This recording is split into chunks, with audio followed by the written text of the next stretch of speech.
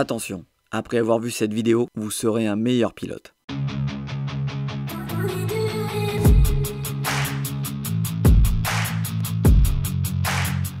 Aujourd'hui, on va vous apprendre à faire un truc vraiment très cool.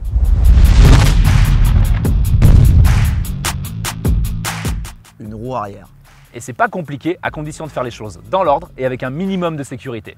Donc, soignez bien votre équipement, trouvez une ligne droite bien tranquille et surtout, écoutez attentivement ce qui va suivre. Sinon, ouais. il faut pas t'écouter en fait.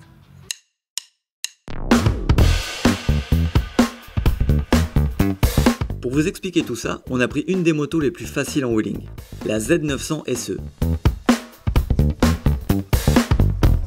Elle fait 125 chevaux, plus de 10 mètres kg de couple et la puissance de son 4 cylindres est facile à doser. En plus, la position de conduite type roadster est idéale pour apprendre.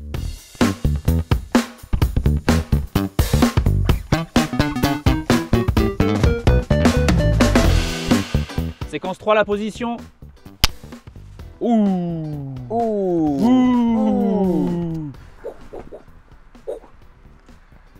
On peut faire des roues arrière dans à peu près n'importe quelle position, mais pour vous faciliter les choses, on va commencer par s'asseoir normalement. Assis. J'adore J'ai raté le repose-pied.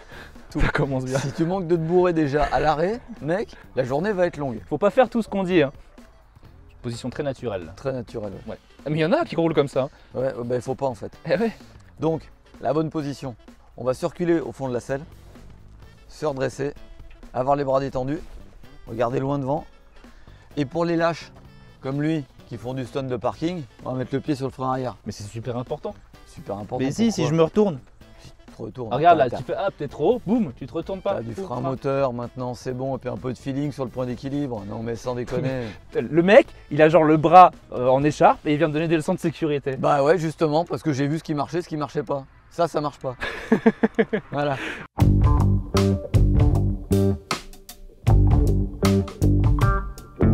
Si votre moto est assez performante, vous pouvez vous passer de l'embrayage. La puissance du moteur suffira largement pour lever. Ouais, il y en a bien assez. C'est drôle. C'est sale, mais c'est drôle. Mais en règle générale, un petit coup d'embrayage facilite les choses. L'intérêt est que la moto prend ainsi moins de vitesse et le moteur est moins dans les tours, tout est donc plus facile à contrôler. Et ça fait plus maîtrisé aussi. Pour schématiser, c'est un peu comme un départ au feu rouge, sauf que l'on est déjà en train de rouler. Il faut très rapidement décoller légèrement l'embrayage pour prendre du régime moteur dans le vide et relâcher le levier d'embrayage en l'accompagnant. Ça mettra un léger à-coup qui transférera le poids sur l'arrière et fera lever l'avant. Ça s'appelle un transfert de charge. Pour commencer, faites uniquement des séries de petits wheelings pour vous mettre bien à l'aise, comme ça. Pas plus haut, ça sert à rien. Le truc, c'est d'arriver à choper le coup de manière progressive pour ne pas se mettre en danger.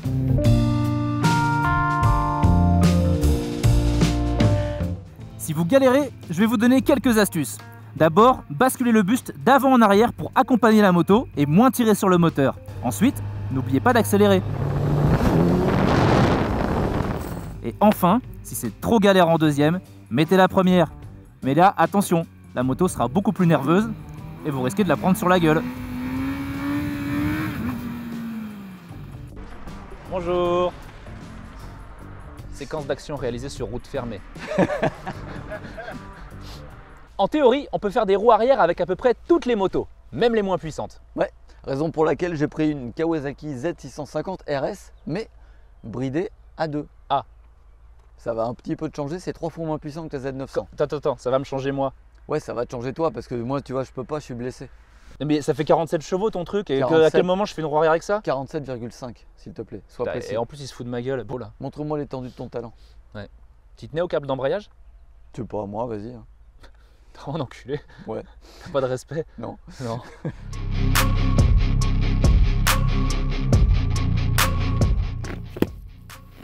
Là, ça va moins faire le malin, moi je te le dis. Putain, 47 chevaux, sérieux quoi. Et l'autre, il se blesse juste avant ce tournage, comme par hasard. Avec 47 chevaux pour 187 kg, impossible de compter uniquement sur le moteur. D'autant qu'avec le bridage, il a moins d'allonge dans les tours. Remarquez, je m'en fous un peu parce que là, moi j'ai un petit secret. au moment où je soulage l'embrayage, je mets un coup de frein arrière pour tasser les suspensions. Comme ça, au moment où les suspensions reviennent à leur position d'origine, la moto remonte et c'est là que je mets mon coup d'accélérateur et que je lâche l'embrayage. Donc en théorie, ça aide la moto à lever. Vous allez voir, je vais l'impressionner le vieux là, il va rien comprendre. Allez, on y va. Pouah, facile.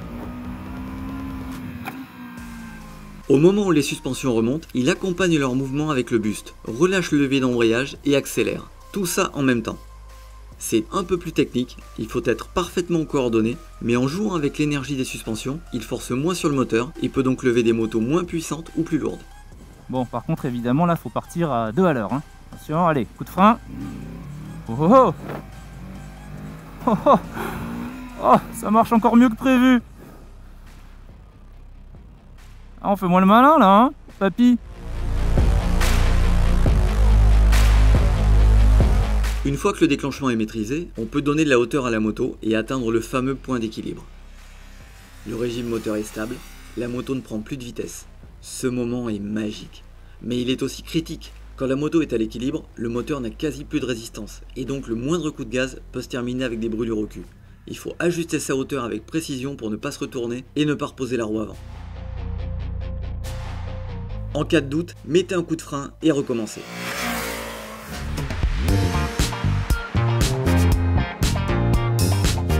On est tellement focalisé sur la roue arrière qu'on oublie qu'on peut aussi se bourrer bêtement en reposant.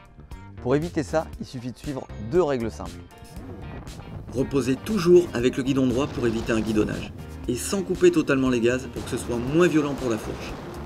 Idéalement, il faut accélérer juste avant que la roue avant touche le sol. Ça évitera les réactions nerveuses du train avant et ça soulagera les joints spi ainsi que les roulements de roue. Une fois que tout ça est parfaitement maîtrisé, vous pourrez passer les vitesses ou ajouter les variantes. À une main par exemple, ou debout, ou plus vertical.